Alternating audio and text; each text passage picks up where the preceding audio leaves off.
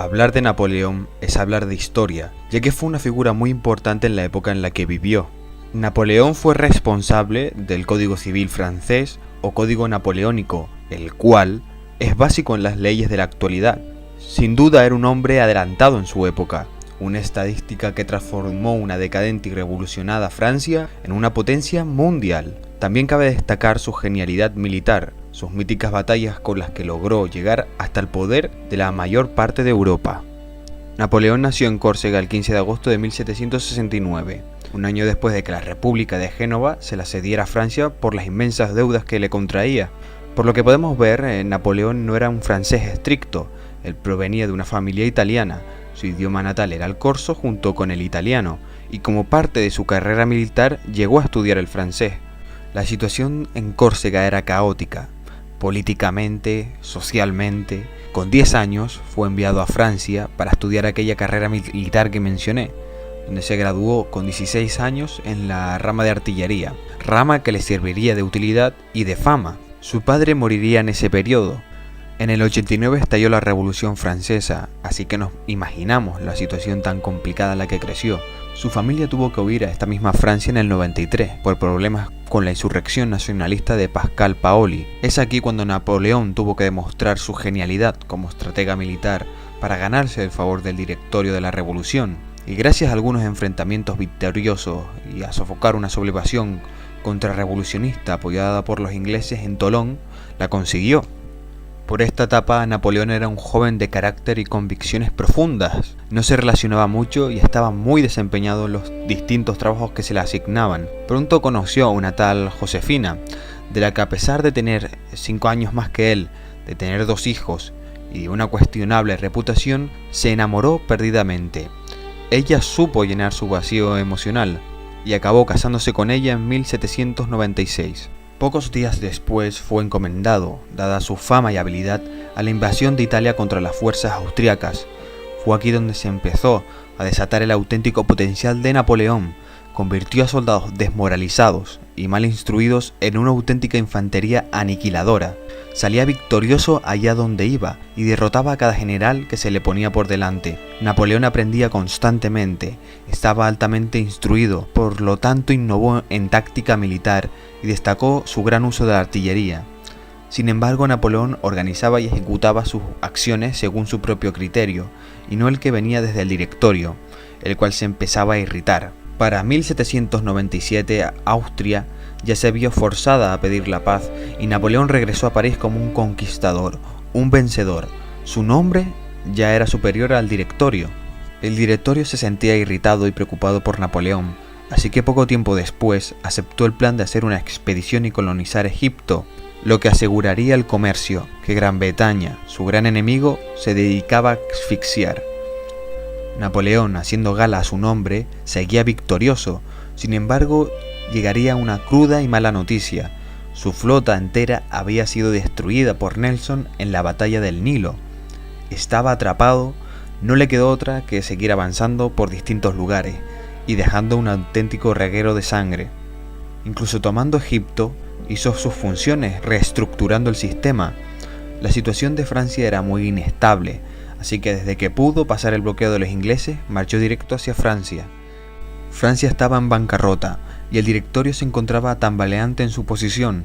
Él, su hermano y algunos dirigentes estaban dispuestos a ejercer un golpe de estado, con el apoyo que se había ganado del pueblo y el ejército. Así lo hizo. Con mucha ayuda y marañas consiguió ser uno de los cónsules aprobados, de los que en realidad él era el único. Inició las subsiguientes reformas con una inquebrantable genialidad, y así fue como finalizó la Revolución Francesa. Napoleón volvió a Italia, ya que Austria había reconquistado territorios en su ausencia. Para cuando lo consiguió, tenía una relativa paz con Gran Bretaña y la Iglesia. Aún así, Napoleón quería definitivamente afianzar su posición, y en esto se centró. En primer lugar, se aceptó su proclamación como cónsul vitalicio y más tarde como monarca, el hombre más poderoso de toda Francia. El que nunca se había arrodillado ante nadie se coronó a sí mismo, aunque parezca increíble. Napoleón llama la atención por la capacidad de trabajo que tenía, tanto en la batalla como en su despacho. Podía descansar durante media hora, lo suficiente como para sentirse repuesto de todo el agotamiento, y era capaz de dictar varios decretos y leyes a la vez sin perder el hilo de ninguno, ejerciendo un poder ejecutivo, administrativo y militar de manera brillante. Aconsejado, Napoleón en 1804 proclamó el imperio hereditario, así que en Europa Napoleón ya se había ganado muchos enemigos. Estos hicieron coaliciones para derrotarlo, y durante muchos años estos conflictos bélicos se conocerían como las guerras napoleónicas. Napoleón por este tiempo también tenía la intención de acabar con su enemigo Gran Bretaña y planeó su invasión. Sin embargo, su alter ego marino, Horatio Nelson, y la ineficiente capacidad de los almirantes franceses terminó con este intento de Napoleón por conseguir las Islas Británicas, y culminado por la importante batalla de Trafalgar, en la que Gran Bretaña se alzó con la victoria. Napoleón, mientras, seguía luchando contra estas coaliciones, conquistando Nápoles o la propia España, con la que tuvo muchos problemas, ya que los españoles se resistían a la conquista. Para 1810, el imperio había llegado a su máxima amplitud, su cenit. Austria rompió su tratado de paz.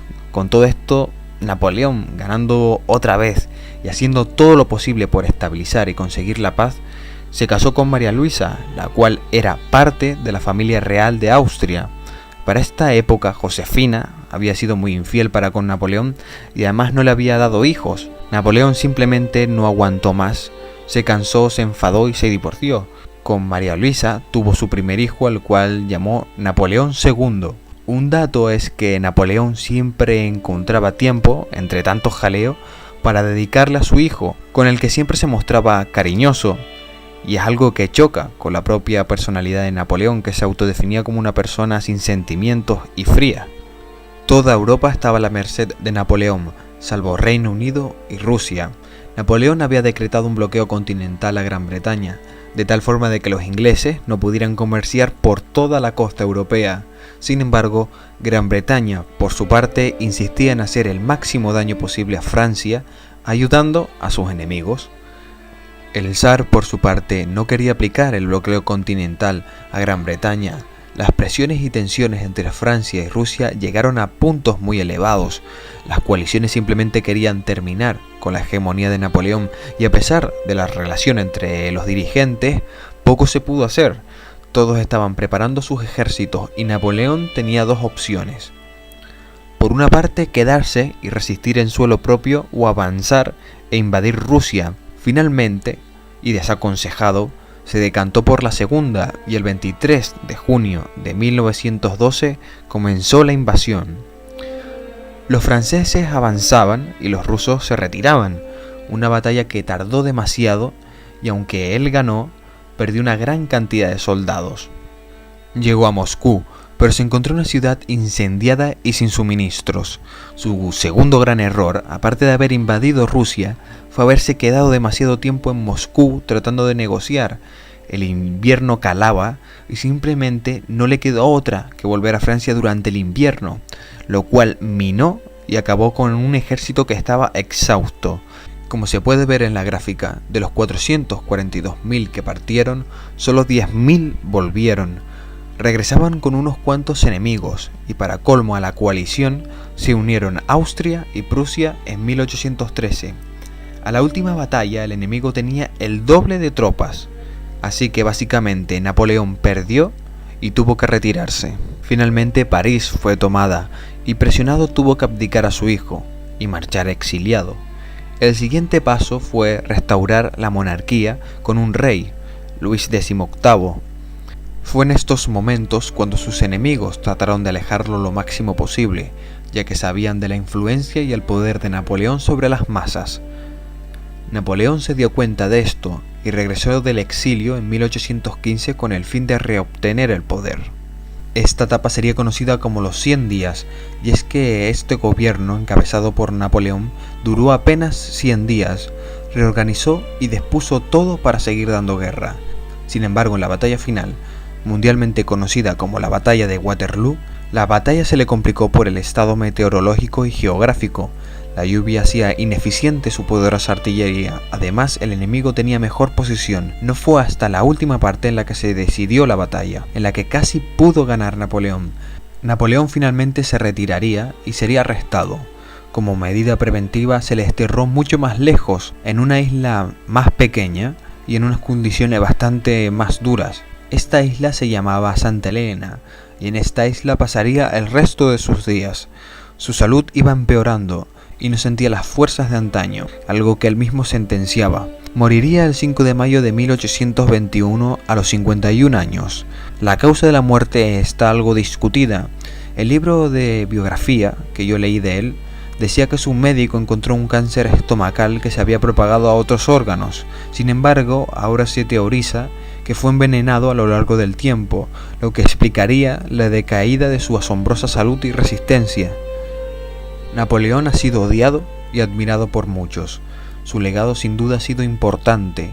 Mientras, yo solo puedo esperar que hayas aprendido y disfrutado con el vídeo tal y como yo lo hice. Así que por esta vez me despido. Hasta la próxima.